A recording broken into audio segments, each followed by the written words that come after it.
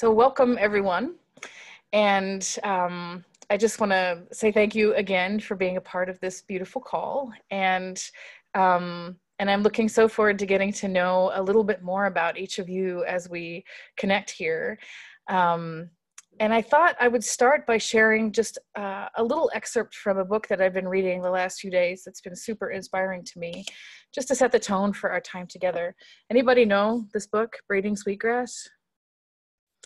It's such a beautiful book written by a Native woman who has experienced a lot of cultural loss.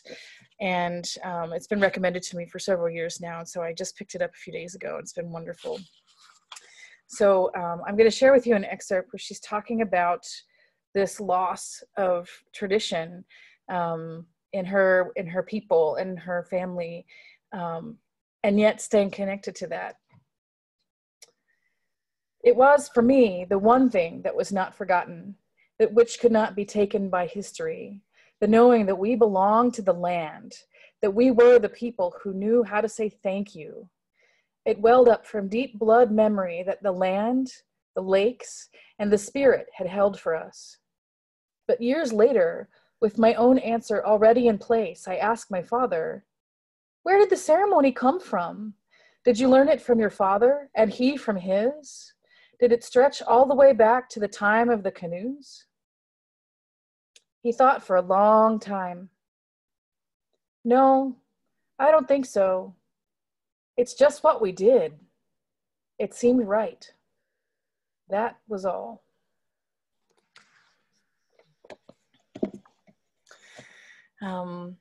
So as we begin our conversation, I just want to offer a prayer to call in connection with each other, to call in connection with all of our people, the ones that we know and the ones that don't know, that are there in the wings, helping to guide our lives, and just to call in all of the beautiful powers that we're in relationship with in our lives. So let your eyes close if that feels right for you. I'm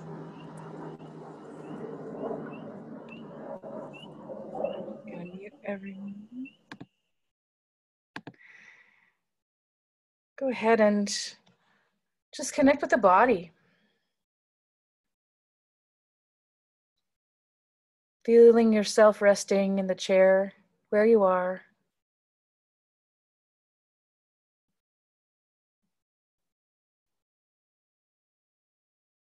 And feeling the breath moving in and out.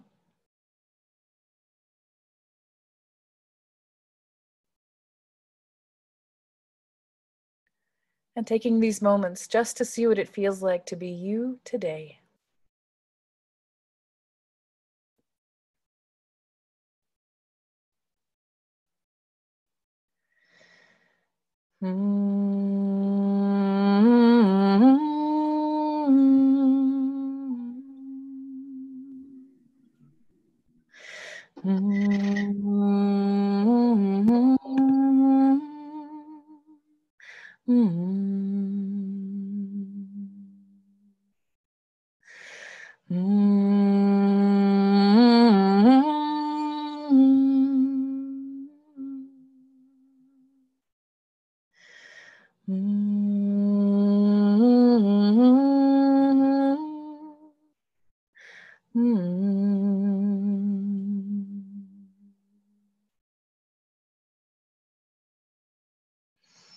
Gratitude for this opportunity to be together tonight, to be spread all over the region and yet together in this place. Gratitude for all of the benevolent forces that have guided our lives to this point, where we can look in this direction and say, who am I as a living face of my ancestors? I call the elders, the masters, the teachers, the wise ones, the guides, the guardians, and our radiant, well grandmothers and grandfathers, our ancestors. Please join us in this space tonight. Help us to ask the questions that we need to ask in order to find the answers that our hearts are longing for.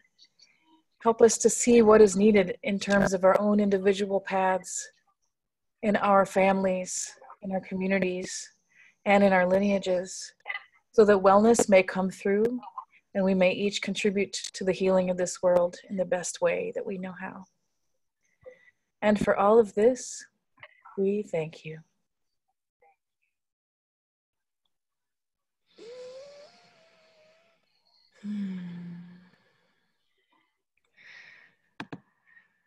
And when you're ready, you can go ahead and open your eyes. So welcome again.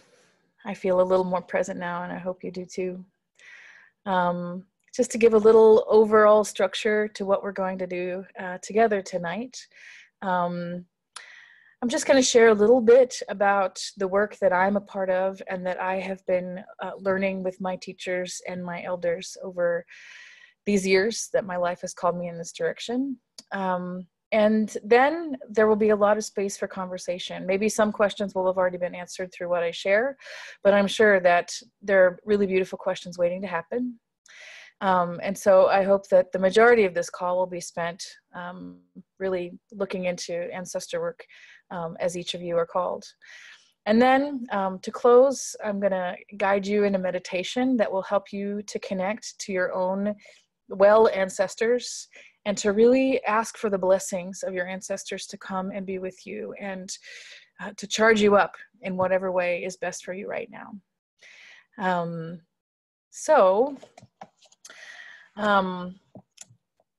I first connected with ancestral work through my teachers in Peru. And I have been working with elders and teachers in the Andes and the Amazon in Peru for the last 15 years. When I first went there, I didn't even know what this kind of work was about. I didn't know what any kind of shamanic work or animist work or ancestral work was even about. I was simply curious. I wanted to wander and explore what a living indigenous tradition looked like and to learn whatever I could. But I was young and I didn't even know the right kinds of questions to ask. And I was very lucky, and I stumbled into the most amazing synchronistic opportunities to learn from people who are really full of integrity and love and connected to real, beautiful healing work. And it was in 2005 that I first went to Peru and was gifted a ceremony called Despacho. And I started to learn about this ancestral tradition from the Andes. But it was a long time before I actually started to ask more questions about my own ancestry. And I had learned through family conversation that while most of my ancestry is European, there was a strong element of Cherokee also. And that was the part I was always really curious to know more about. I grew up in Appalachia in East Tennessee, and that was in the heart of the Eastern Band of Cherokee land. But I never had the opportunity to meet anyone who was still connected to those traditions. And to this day, I've not really.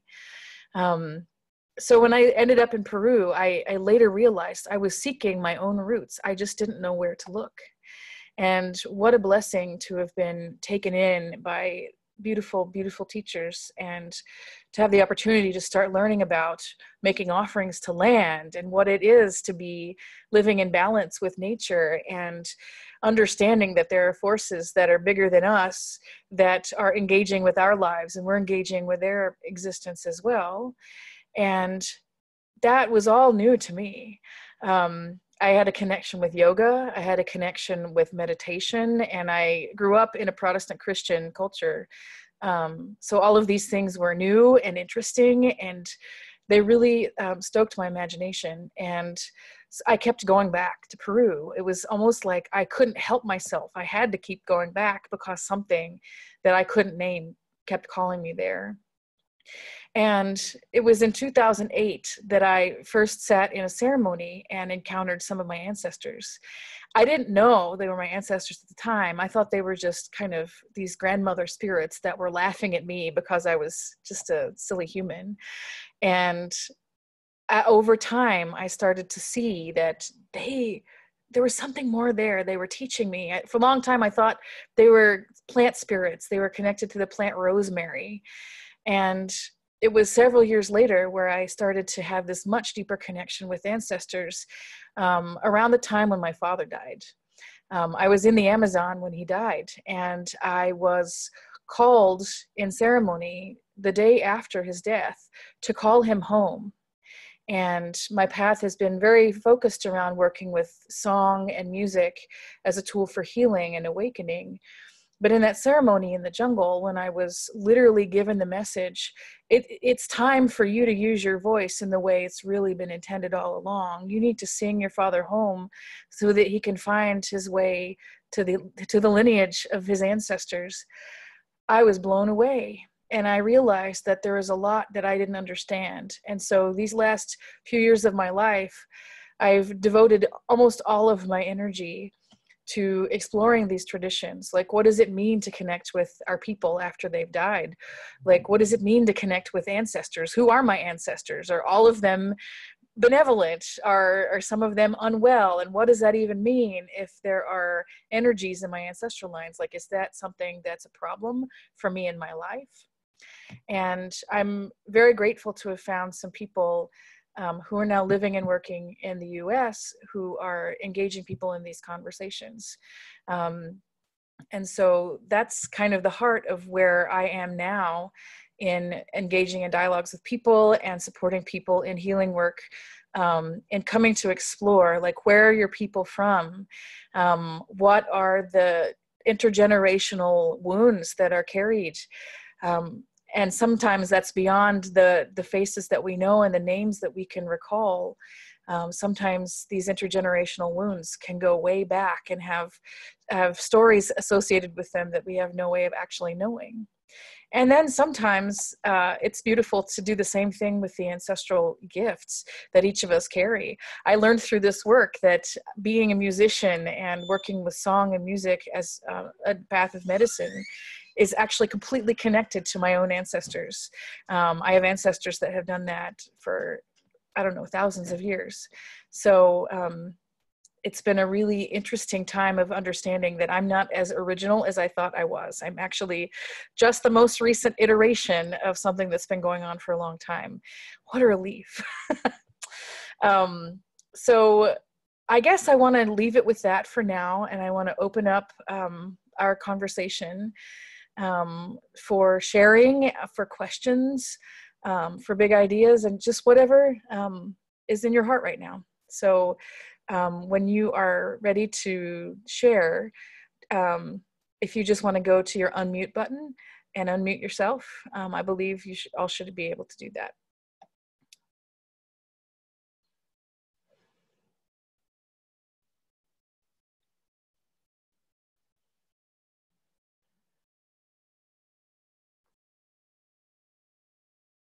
I'll jump in. I don't know if you're familiar with the Shift Network, but they are having a summit this week on ancestral healing. And so it just feels very spot on. And when I was in the shower just before the call, I received a very strong message from my mother's line, that the reminder that, okay, Jen, you're not going to have children in this lifetime, so we are your children, and you need to help us because you are it. You are the one. Because I have a sister and she has 2 boys, so that would end, my sister and I end that line. So that was a very, very powerful and emotional moment for me in the shower.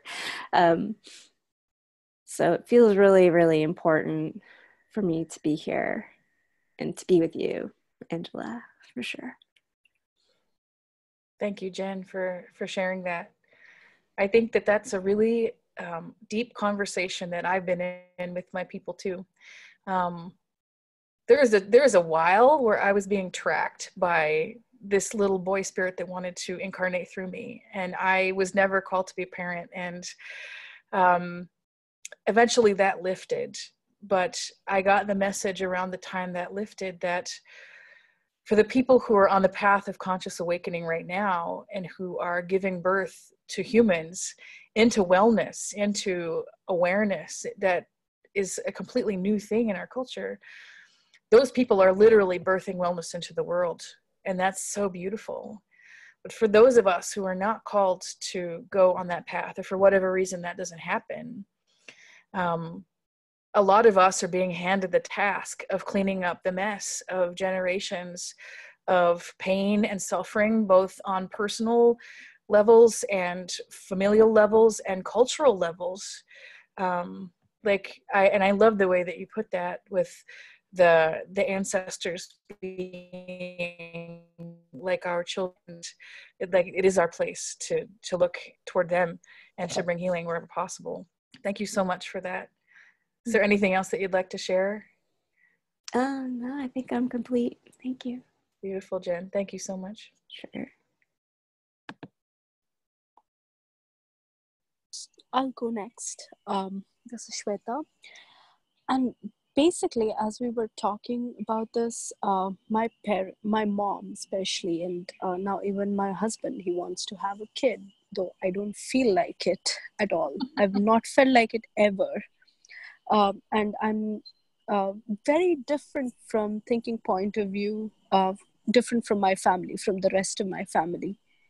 I think I have some amount of Western thought, like the independent and the free person that I am, but I also have certain traditional values that I follow. So I'm thinking if these are the ancestors speaking through me, or is it just my analysis, analyzing mind which does that? I've been so indecisive about this whole thing, and certain things going on in my mind about a lot of personal, personal, I can't call it issues, but scenarios really. So I've always wondered, why am I always so different from my family, from my parents, from everybody else, even thinking point of view from my husband too. It's like, we just don't really get each other. I know why certain people say certain things a certain way. The Indian culture can be very convoluted for everyone to understand. So I won't give examples right now, but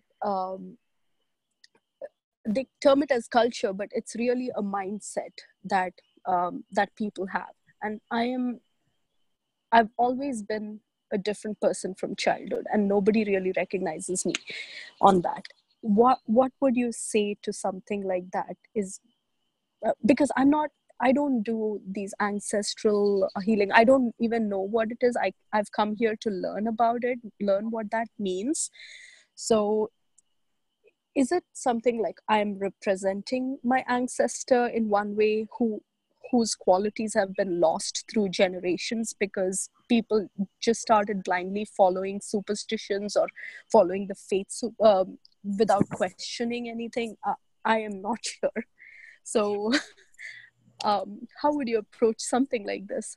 I love all that you brought into this question, and I think that there is no simple answer, Right. especially given that, what is culture? Our cultures from all over the world are combinations of other cultures that existed before.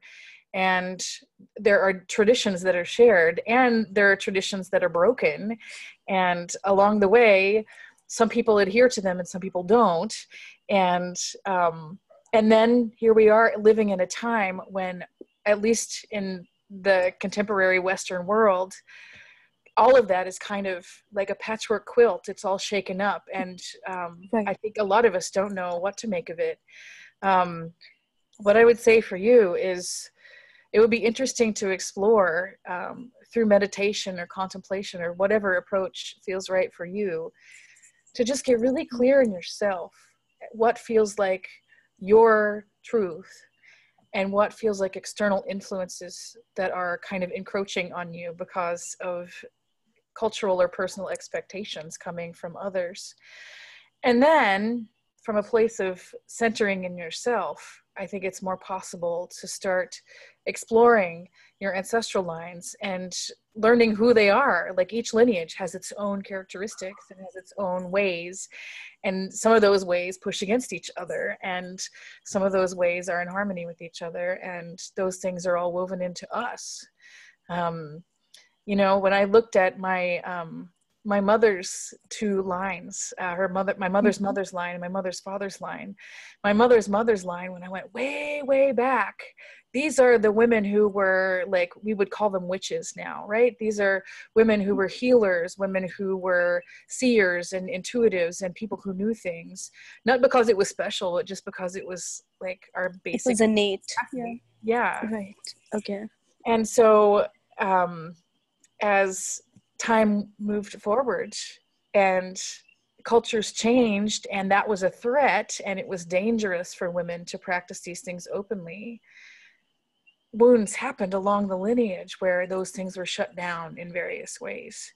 So interesting to see that. And then my mother's father's line, these are people who have deep connection to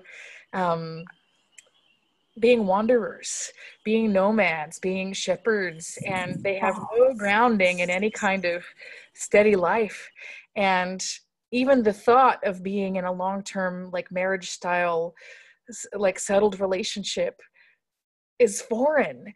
Like, they can't conceive of it. And so being in a home, being even agricultural, really, really complicated.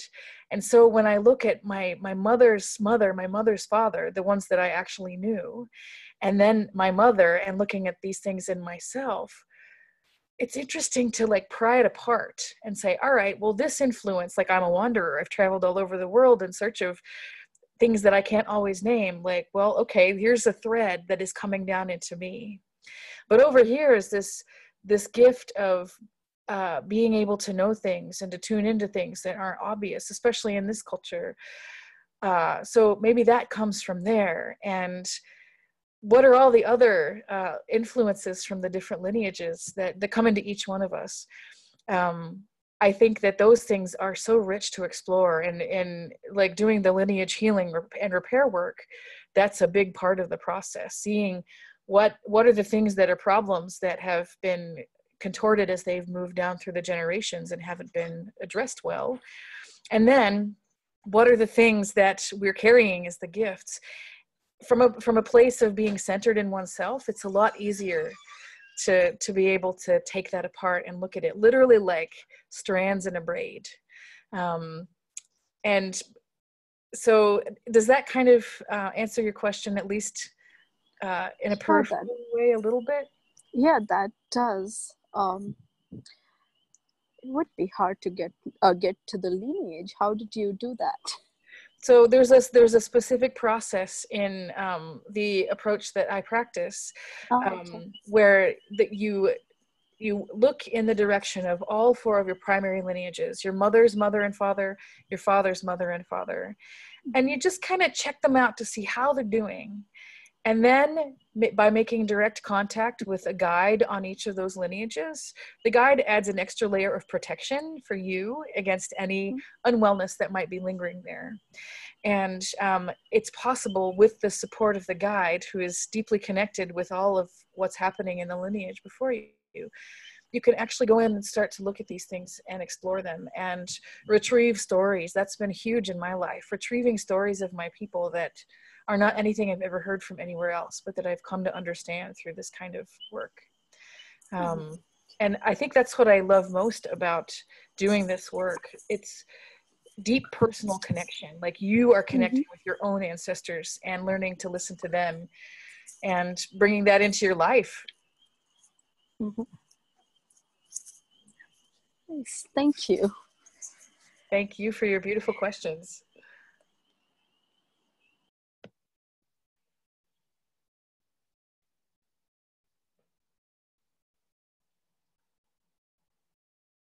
Betty? So what you explain is similar to family constellations, because I've been working with that a little bit. As you said, like, to know the story of my family and healing, you know, like stories for my mother, for my father, and go up in the tree and actually have like, this is my family tree from Oh, it's beautiful. that's my grandfather from my mother's side, and this is the grandfather of my grandfather of my grandfather. This is the root. But working in that is amazing. As you said, like knowing the stories and accepting what happened, and thank everybody that is here, because for everybody that is here, I'm here. Everything that happened, good or bad, I'm here. So I've been working on that, and it's amazing. That's beautiful. Can you share just one poignant moment of healing for you in that process? Sorry, what? Can you share just one really poignant moment of healing that you've experienced in the process of doing that work? Of course. Well, I can say for my father, because he and my family divorced when I was little, so never contact my father or something. But I knew that he's my father when I was little, even though my family didn't like him, of course. But at the end, accepting that thanks to him, I'm here, you know, even though he was present or not. And he has his own story from his parents. So understanding what happened to him, I understand why he behaved like he did. So it was like, we have issues, we have things, and we are doing the best. But at the end is thanks to my father and to my mother, the way they behave, because that's why I'm here, you know? Mm-hmm. Beautiful. Thank you so much for sharing. And thank you for bringing the tree.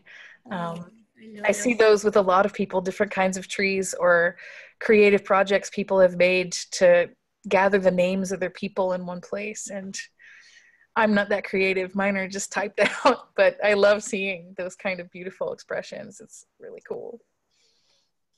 Thank you, Letty. Thank you.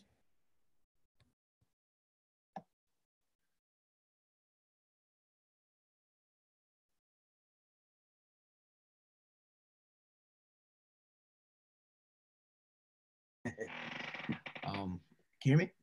Mm-hmm. So it's kind of complicated, but it's mostly a feeling or a type of connection that I have. It's a weird connection. I never had an explanation of it. I was a Catholic. My religion was Catholic. I've been in the Catholic school since I was in kindergarten all the way down to I graduated.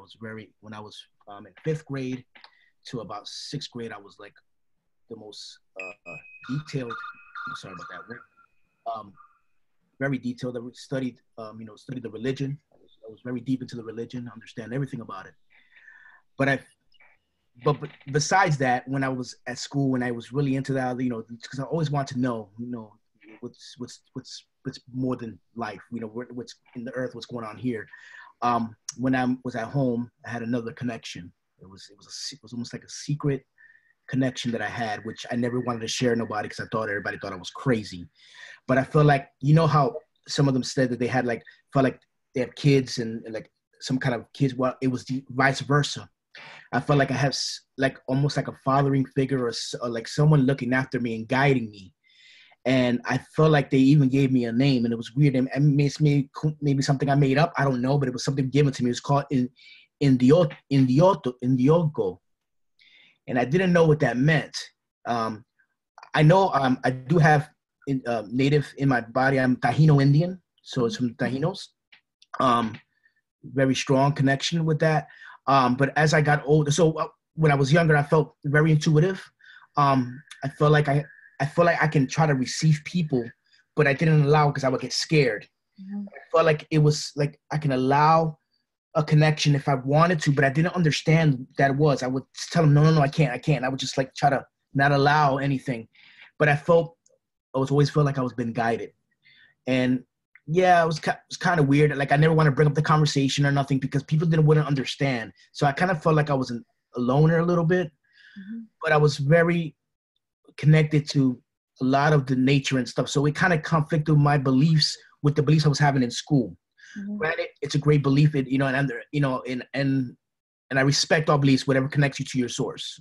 That's but it kind of felt like something was leading me to try to find my path. And then as I got older, I was a teenager, and started dating. I just forgot all about that, and I was just so busy doing my teenage stuff. And then all of a sudden, it hit me like a bus, and it woke me up again and told me, no, this is now, you're ready. This happened about a year ago. It's telling me you're ready. This is you need to come back.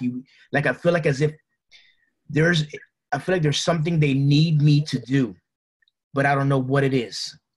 I've seen spiritual helpers, I've seen shamans. They told me that they feel like I have a very strong connection with my ancestors. They want that, they're guiding me. They want me. They say something about being a healer, and they would tell me so many things, but I don't understand it. I never did anything about that, but I understand. I can sense, and I can sense, people's emotions. I can, and then I started researching and stuff like this, and then I started looking at it, and I always remember that name, it was Indioto.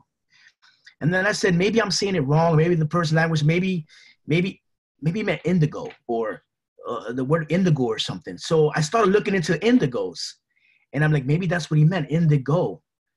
And I started studying about indigos and stuff like that. And I felt like a connection with, all about the indigos, the indigo child, indigos adults. And I felt a strong connection about that. But I still feel this strong connection of my ancestors. So now what I'm doing is I'm just trying to go into the history, and it's hard to even follow, what their beliefs were. I got very little bit of it. It was so hard because back then that was when the genocide occurred. Everything got torn away, and, everything got destroyed. So I feel hurt because I want to have that voice to try to give that awareness, to know, like, what, they had their beliefs, they had their system, they had everything, and it was taken away. So I'm trying now to try to reestablish that, and try to kind of create that amongst myself and anybody who's interested. I'm trying to bring that about again, because I feel like they had something beautiful and something strong and connected. And it didn't feel like it was man-made. Everything they believed, everything did was based about what you see around you. It wasn't like governed. It wasn't like it had routines. It didn't have, it's hard to explain. I just feel I'm frustrated a little bit. I feel like I have all these knowledge, but it doesn't come out through my I'm smarter. I'm like, not super smarter. I feel very highly knowledgeable. I understand what's going on, but I just cannot shout it out through my voice. And it's frustrating me, because it's like, I understand everything what's going on now. I'm figuring it out, but I can't express it verbally. Maybe I know they talk about the chakra. They may be my throat chakra. They were talking about a lot of things about that. And I studied about that too recently. Mm-hmm. But that's what's frustrating me. But it's like, but I still get this nice divine connection about, you're okay. You got everything you need. Just, you don't have to try too hard. You don't have to go here and do this. Just, you are the one. So just continue to be yourself and do what comes intuitively and what comes naturally. And it's like, I want to do that, but then it's like, I want to really get into this and this and that to try to get that connection. But yeah, I have a very deep connection with the source, and I feel like his back goes down to my ancestors. And I'm trying to find them. I know they found me, but like, I want to have that validation that, okay, I know now. That's pretty much. One thing that I'm hearing in what you're sharing, and you tell me if this feels right for you, but when you finally make that kind of energetic connection with something that's so much bigger than you are and so much bigger than this culture we live in, and it starts to give back to you, it can be overwhelming, because it's a lot of energy and it's coming very fast, and it's not bound by the body. Like, the ancestors are not bound by the body. And we process things in a linear, time-based, physical way, because here we are living in the body in this world. And opening ourselves up to all of that energy can be a lot to manage. And, when I'm working with people who are first making that kind of connection, the most important thing is to do what you need to do to take care of your body, and like find what feels grounding, what really helps you to feel resourced in yourself. And then, even if you don't feel like you're able to have a full-on dialogue with whatever presence is communicating to you, almost like imagine there's a dial. Like there's one specific person that I worked with whose ancestors were like bombarding her with so much energy that she was blasted. And I said, okay, just ask them to honor this energy dial, because you are human in a body right now and you can't take as much as they can, and just dial it back and then say, all right, this much I can handle, and see if that helps. Being patient is maybe the harder challenge, because I feel a lot of resonance with what you're sharing. I like, when I get connected with these things, I just want it to all come right now and let's go. And it's all beautiful. But just knowing that you have all the time you need. And I hear the passion and clarity with which you're speaking. And I know that as you continue to connect, it's going to be a really beautiful thing. Just maintaining your own boundaries is going to be helpful, because along with the beautiful, benevolent, well, loving ancestors that are saying, hey, you've got to listen to us. We see you. We see that you can possibly be involved with connecting here and helping to be the continuity of our ways that are your ways too. You just got to make sure that you also are protected in not pulling in any of the unwell energy. That's what it was told to me too. Yep. Yeah. And I think that in doing this work, that's one of the most important things. I am not a fear-based person. I do not walk down the street afraid of what's going to happen. And I do not enter into spirit space afraid of what's going to happen. And I think sometimes within, I will label it New Age spirituality circles, for lack of better language. Yeah. There's a belief that everything is good and everything is light and everything is benevolent and everything is beautiful and love and peace. And it's a beautiful sentiment, but it's not true. There's a lot of unwellness that every single one of us carries that came before us. We never asked for it. We never signed up for it, but here it is. So as you continue to stay open to what your well ancestors want to share with you, just make sure to hold that in your heart. Like, I am open to connecting with my well ancestors, and I invoke protection and I ask for support and invoking protection for anything that is not well. It's not yours to carry. I think that is one of the most important things that I've learned through doing this work, is that we have this blessing of being in a body and being alive at this time. And here we are in this conversation. So we've clearly been called to this path at some point along the way. But it is not ours to heal the unwellness in our ancestors. And it is not ours to heal or carry that at all. But we're the ones that can invoke the healing. We're the ones that can ask for the connection with what is good and well and benevolent, so that we can be blessed by it, so that we can carry it in the world, because, oh my God, we've got a real sick world right now. We need all the healing we can get. We need to, all hands on deck. Yep. Yeah. Thank you so much for sharing. It's really beautiful to see you light up as you connect with what you know is true. Bless you. We have about 3 or 4 more minutes to be in dialogue. Who else is called to share something?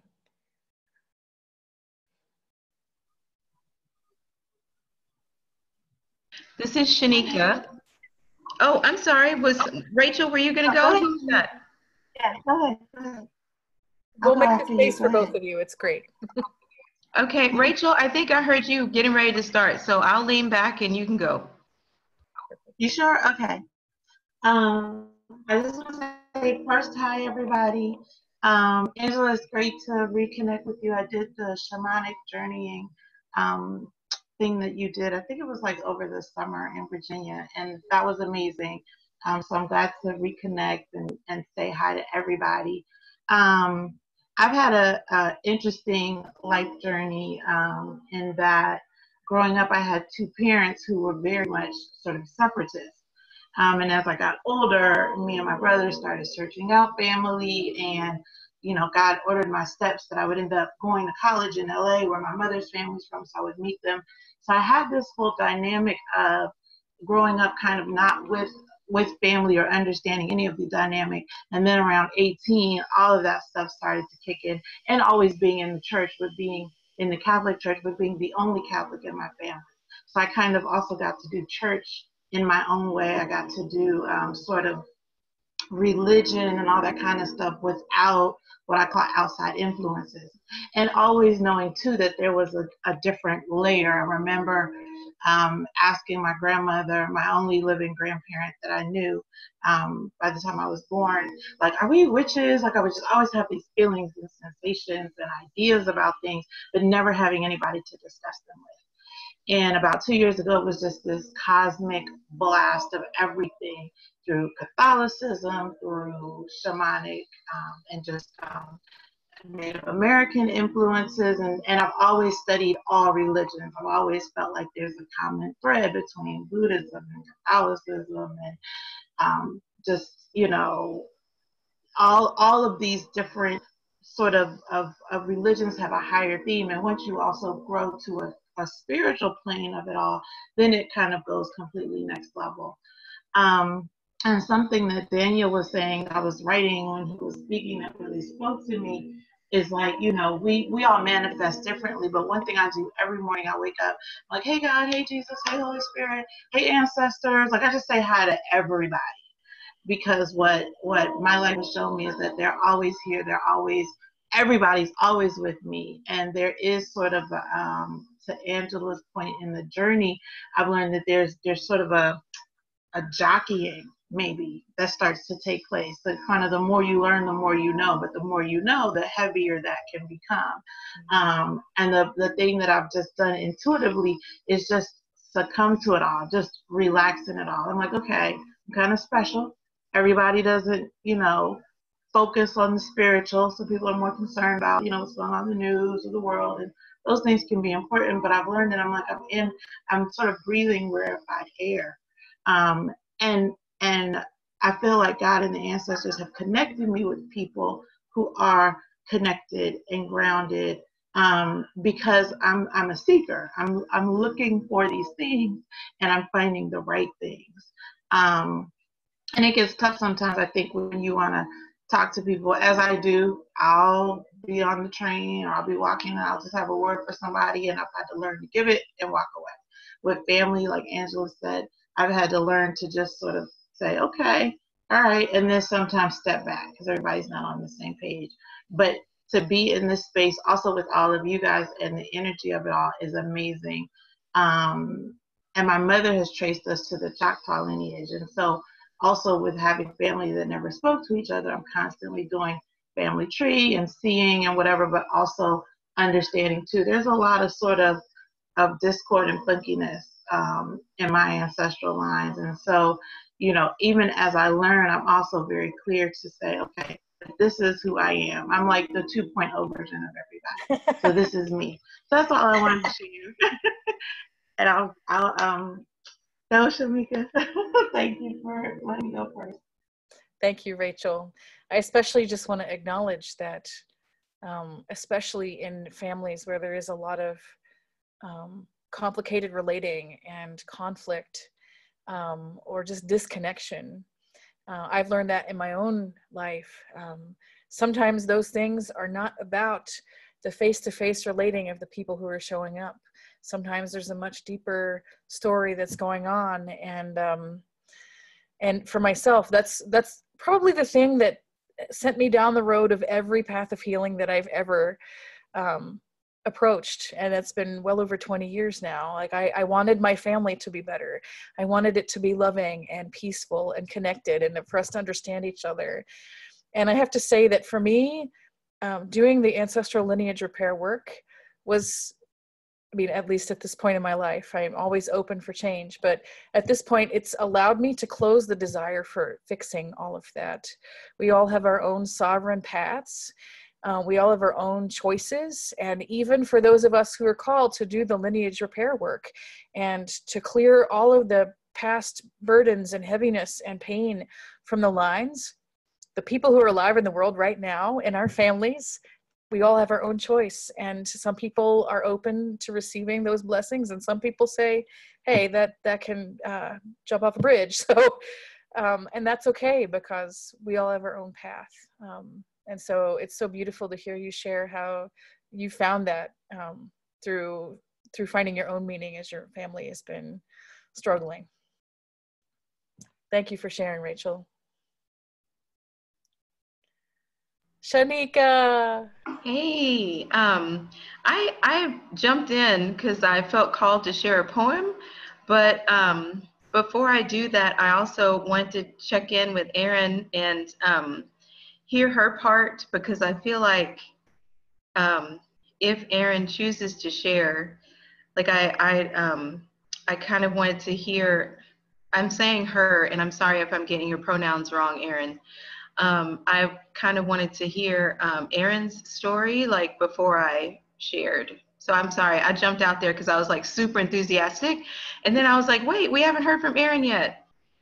If you choose to share, Erin, no pressure.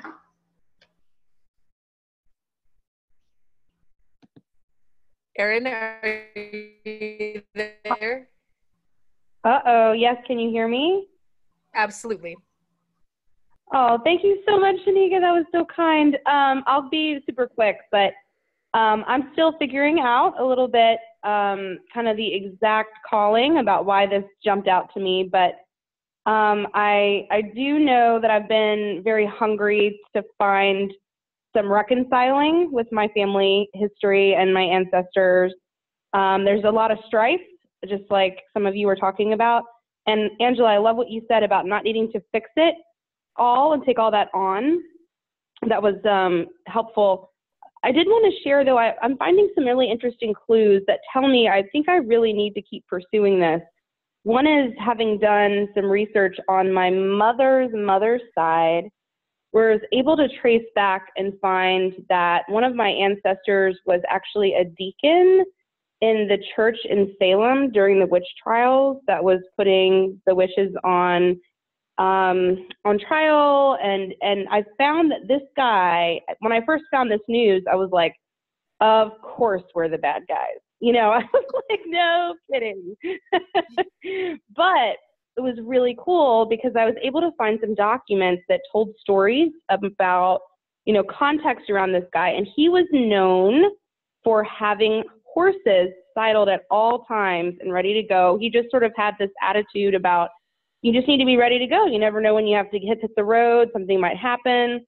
And it came out years later that he was going and finding out he was in the meeting to find out who was going to be accused the next day. And then he would go and find them and wake them up and try to rescue them to like New Hampshire. So it was this really exciting connection where I felt like somewhere in my bloodline, this sort of, I think that there is some kind of calling around healing and around, you know, looking into the non-obvious sides of the world and into the spirit work, and advocates that were working quietly along the back lines to try to support that, even in the face of, you know, being completely trying to destroy that part of humanity and society. So thank you, Shanika. I was just going to share that story. Erin, thank you so much for sharing that. You know, I think a lot of us want to see our ancestors as the noble people, the wise healers, and all of the good things. And it can sometimes be shocking to discover that, you know, that ancestor down the line was involved in the Salem witch trials, or was a slave owner, or, I mean, there's so many options for the bad things that have happened in the world. And we are that, right? We are made up of all of it. One of the deepest journeys that I did while I was doing the ancestral healing training that I did was looking at the effects of colonialism and how my ancestors carried that. And the majority of the people in the training program were majority European ancestored people. And while most of my ancestors are also European, I have 2 lineages that are Native North American. And so my entire journey with that work was literally having my 2 Native lineages and my 6 European lineages facing each other and mourning the fact that this is where things are, and seeing down the line of what's happened in the world as a result of this, like the cultural loss and the cultural destruction and the pain that is still being enacted in convoluted and really toxic ways today. And that was a really important day for me, when I literally had to start working to harmonize in myself that I am the oppressor and the oppressed, and looking at that with full willingness to feel the pain of that on both sides at the same time. And for me, that has led to trying to be as committed as I can to being a voice in the world for what is more right and just, and to provide space for others to be in that conversation as well. So Erin, I want to thank you for sharing something so really beautiful. Thank you. Shanika. Okay. I had two quick things.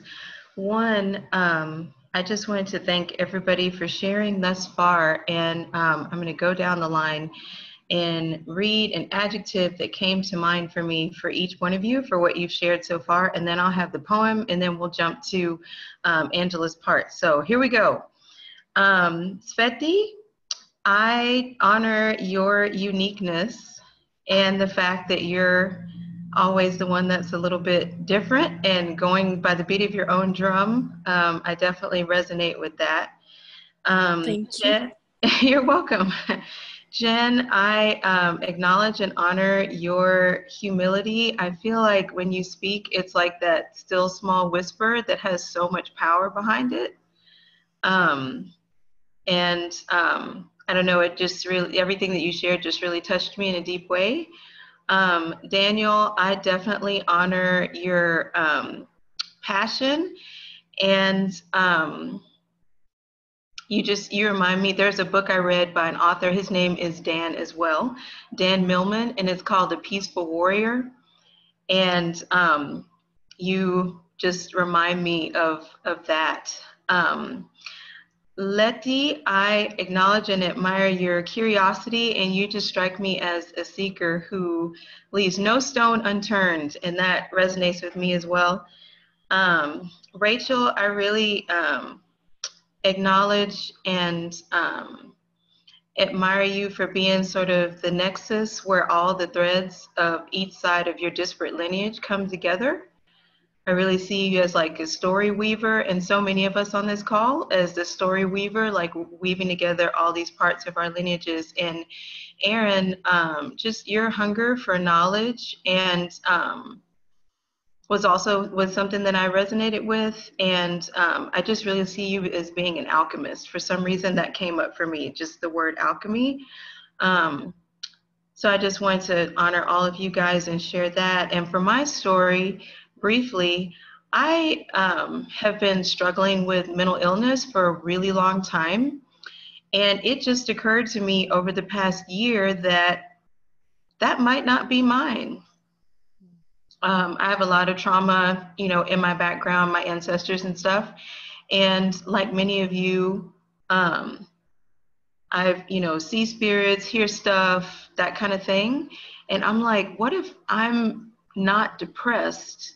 What if they're depressed and scared? And because I'm empathic, I can feel it. And my body doesn't know what to do with it because, like you, Daniel, I have permeable boundaries as well. So in my life, what I've experienced is this depression that won't go away.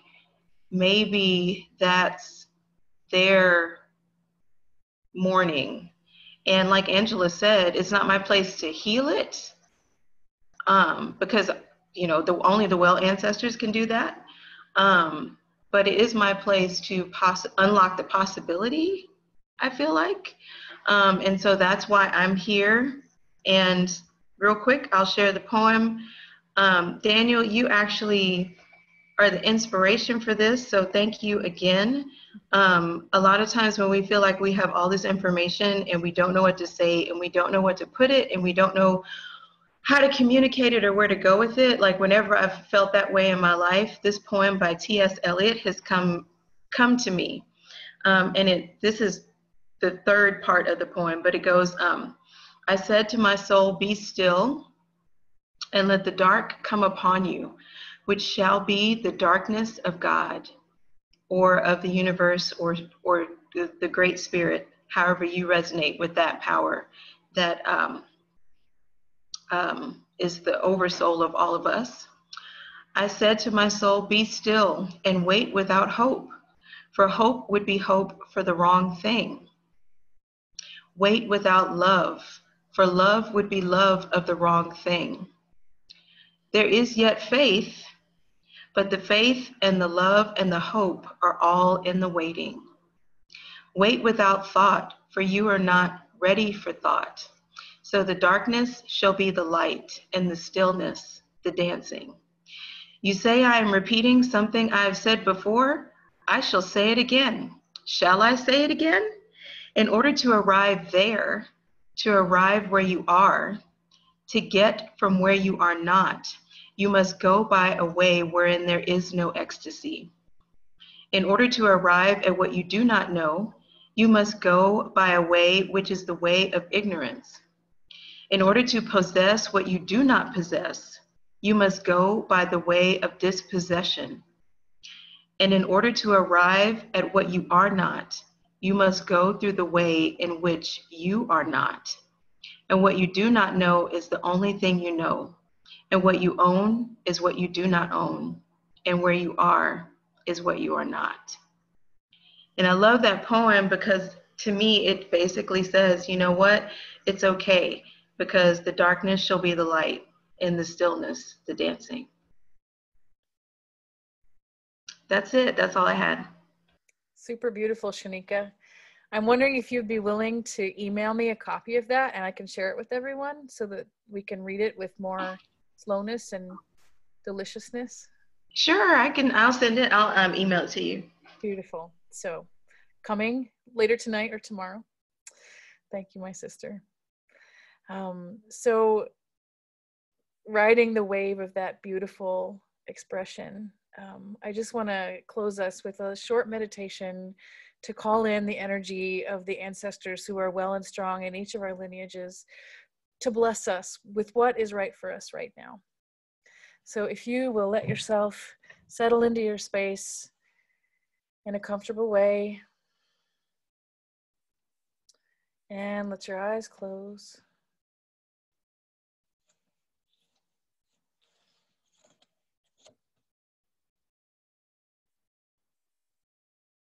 And just feel the body. You may even want to scan through the body slowly, beginning with the soles of the feet and moving up through the crown of your head. Just coming fully present into what feels like you.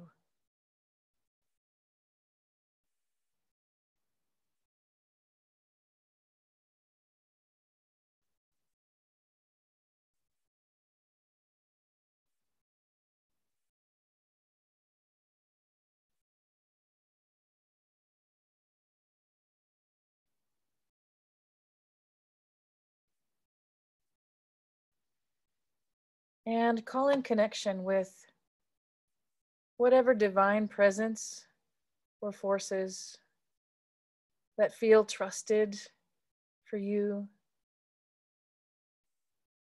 the ones that you call on to guide your life, to offer protection.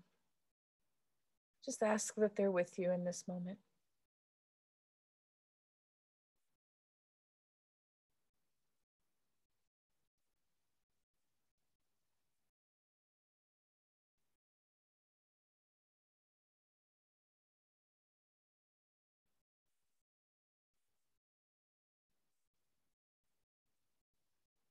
And now,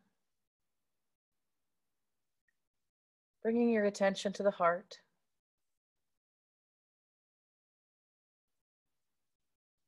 And allowing a feeling to develop there that feels like the longing to connect with the bright goodness that is your well ancestors.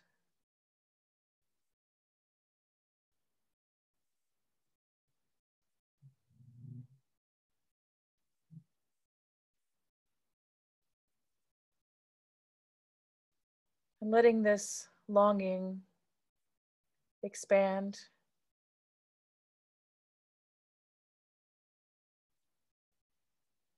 moving out of you as an invitation,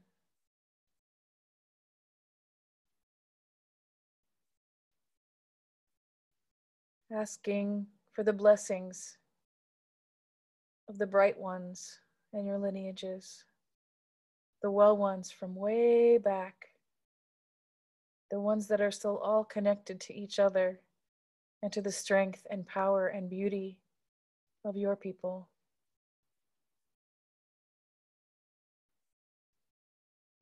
Asking to receive the blessing of that, even if it's just a glimmer of the fullness of that beauty.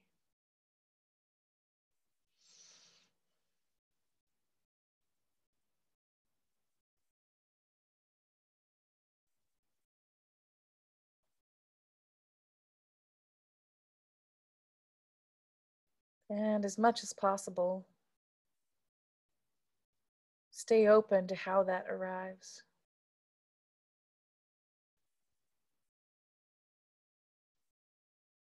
Perhaps it's a feeling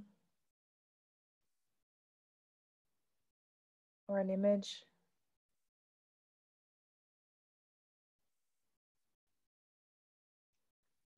A physical sensation, or just a knowing.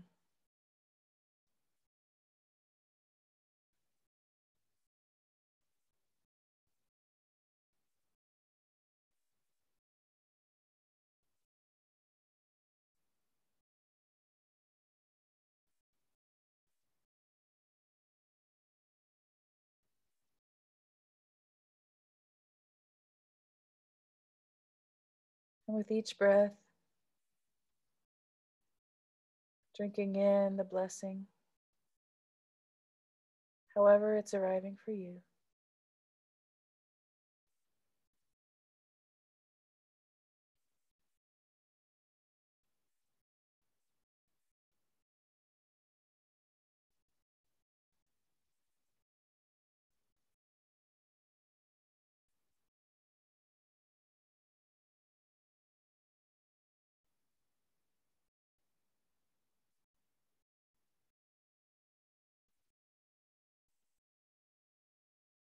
And in return for the gift of this blessing from your ancestors, offering your gratitude back. Gratitude for all that unfolded throughout history in order for your life to be possible now.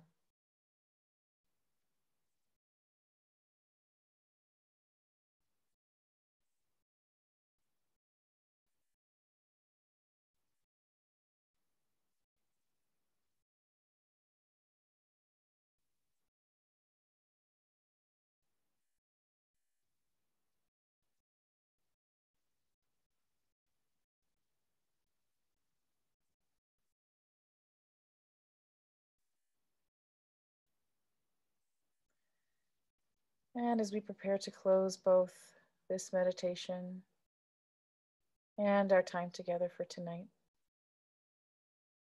I just want to offer a closing prayer.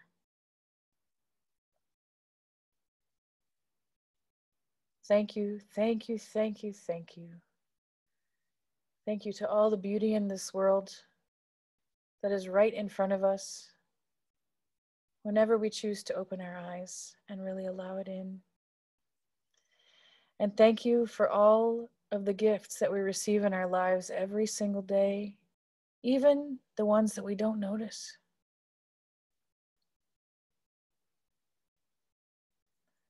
Thank you for this opportunity to be together in this circle space tonight, to share meaningful conversation and connection with brothers and sisters on the path.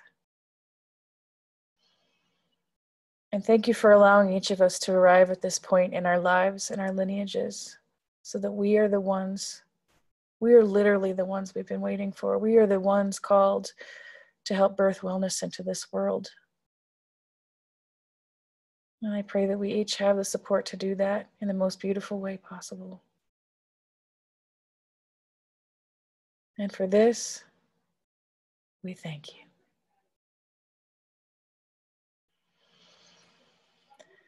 And so when you feel ready, you can go ahead and bring yourself back into the room that you're in.